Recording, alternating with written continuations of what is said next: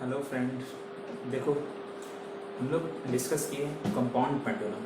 तो compound pendulum क्या होती है? कोई एक रिजिड बॉडी होती है जो फ्रीली हमारी क्या होती है, कोई एक फिक्स्ड हॉरिजॉन्टल एक्सिस के अबाउट रोटेट करती है। ठीक है, अब हम लोग जो डिस्कस कर रहे हैं वो डिस्कस कर रहे हैं centre of suspension and centre of oscillation. देखो होता क्या है कि जब कोई एक बॉडी हमारा क्या है, कोई एक फिक्स्ड एक्सिस के अबाउट रोटेट करती है। अगर जी इसकी सेंटर ऑफ ग्रेविटी होती है, जी अगर हमारा सेंटर ऑफ ग्रेविटी होती है तो जी से एक लाइन जाएगी जो हमारा एक्सिस ऑफ रोटेशन, जो हमारी एक्सिस ऑफ रोटेशन है उसको 90 डिग्री पर जिस पॉइंट पे कट करती है, एक हमारा सीजी होगा, सीजी से हमारा एक्सिस ऑफ रोटेशन पे जिस पॉइंट पे वो कट करती है, तो ये पॉइंट ओ को ही हम लोग क्या बोलते हैं, सेंटर ऑफ सस्पेंशन बोलते हैं। तो यही डेफिनेशन क्या होती है इसकी? तो डेफिनेशन होती है कि the point where perpendicular from CG, capital G of the body cuts the axis of rotation। वो axis of rotation को 90 डिग्री पे कट करती है, तो वैसे पॉइंट O को ही हम लोग क्या बोलते हैं, सेंटर ऑफ सस्पेंशन। फिर नेक्स्ट क्या है, centre of oscillation. Centre of oscillation क्या होती है? अगर हमारा O सेंटर ऑफ सस्पेंशन है और जी इसकी सीजी है, तो ये ओजी के प्रोड्यूस्ड पार्ट पे एक पॉइंट ओ डैश, इस तरह से ओजी के प्रोड्यूस्ड पार्ट पे हम लोग एक पॉइंट ओ डैश लेते हैं इस तरह से कि ओ डैश जो होती है वो के स्क्वायर बाई एच हो जाती है, equal to length of simple equivalent pendulum हो जाती है। तो उस केस में ओ डैश हमारा क्या कहलाता है? उस केस में हमारा ओ डैश हमारा क्या हो जाती है, सेंटर ऑफ ऑसिलेशन कहलाता है। तो if O be the centre of suspension and let capital G be the CG of the body, then the point O dash on the produced part of OG such that o dash equal to k square by h, that is the length of simple equivalent pendulum, is called the center of oscillation of the body। ठीक है, देखो यहाँ पर हम लोग एक theorem discuss कर रहे हैं। ठीक है, तो ये थ्योरम हमारा क्या कहता है कि अगर हमारा ये जो centre of suspension and centre of oscillation क्या होती है, कन्वर्टिबल होती है। Centre of suspension and centre of oscillation convertible होती है, मीन्स अगर ओ हमारा सेंटर ऑफ सस्पेंशन है और ओ डैश हमारा सेंटर ऑफ ऑसिलेशन होती है, ओ डैश हमारा सेंटर ऑफ ऑसिलेशन होती है। अगर हम अपोजिट करते हैं, ओ डैश को अगर हम लोग सेंटर ऑफ सस्पेंशन करते हैं तो ओ हमारा क्या हो जाता है, सेंटर ऑफ ऑसिलेशन हो जाती है।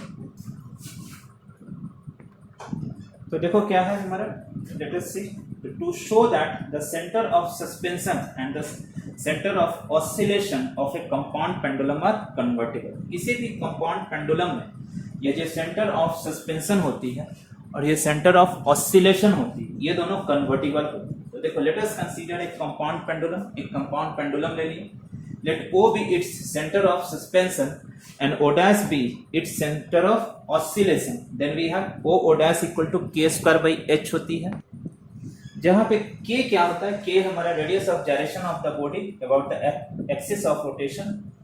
ठीक है, axis of rotation through O होती है and OG equal to h होती है। Now let the body be, अब हम लोग क्या करते हैं, मान लेते हैं क्या, now let the body be suspended from O dash, opposite लेते हैं, मान लेते हैं कि ये बॉडी हमारा सस्पेंडेड है O डैश से instead of O, then we can prove that the body will oscillate about O dash with O as the centre of oscillation. तो देखो क्या करते हैं, let capital K be the radius of gyration of the body about an axis through the CG। देखो यहां से हमारा O था, NO एंड डैश थी हमारा, NO एंड डैश है हमारा, ये हमारा एक्सिस ऑफ रोटेशन है। जी हमारा सी जी था और ये ओ डैश, ये सेंटर ऑफ सस्पेंशन है, ये सेंटर ऑफ ऑसिलेशन। जी से हम लोग एक line L O L dash लेते हैं और इसका हमारा इसके अबाउट जो रेडियस ऑफ जायरेशन है बॉडी का वो कैपिटल के है। तो let capital K be the radius of gyration of the body about an axis through the C G capital G and parallel to the axis of rotation through O. तो K क्या है? Radius of gyration of the body है about the axis through the C G and parallel to the axis of rotation. तो moment of inertia हम लोग parallel axis theorem यहाँ पे apply होगी।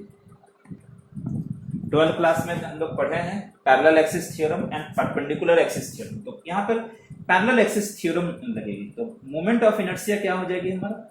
तो moment of inertia about the axis of rotation through O equal to, सबसे पहले body का moment of inertia about L O L G L dash के अबाउट लगेगा तो एम के स्क्वायर हो जाएगा into M into O G square हो जाएगी, ये डिस्टेंस के बीच है। तो एम देखो कैंसिल हो जाएगा, के square equal to small K square equal to क्या हो जाएगा? Capital K square plus H square हो जाएगा।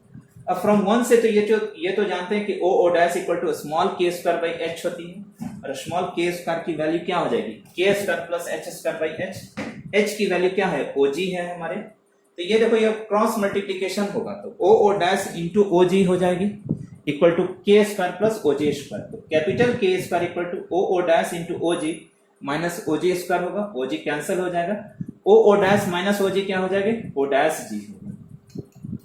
तो देखो यहाँ पर हम लोग एक रिजल्ट निकालें। यहाँ रिजल्ट क्या निकालें कि हमारा किसी भी एक्सिस के थ्रू अगर हमारा जो जी के थ्रू जो हमारा एक्सिस जाती है उसके बाद मोमेंट ऑफ इनर्शिया होती है तो वो क्या होती है? ओ जी इंटू ओ डैश जी होती है। तो देखो यहाँ पर एक कॉन्सेप्ट आ गया। कॉन्सेप्ट क्या आया कि हमारा कि जो radius of gyration about the C G होती है वो किसके इक्वल होती है? ओ जी। ओ जी मीन्स क्या हो गया?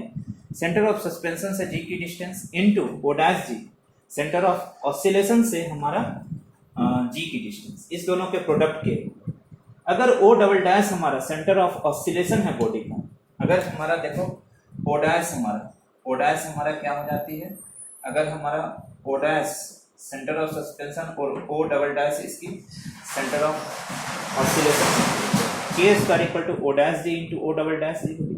दोनों इक्वेशन 3 और 4 से इक्वेट करो तो O equal to O double dash। If O dash is the center of suspension, then O is the center of oscillation। इसलिए center of suspension और center of oscillation हमारा सेम।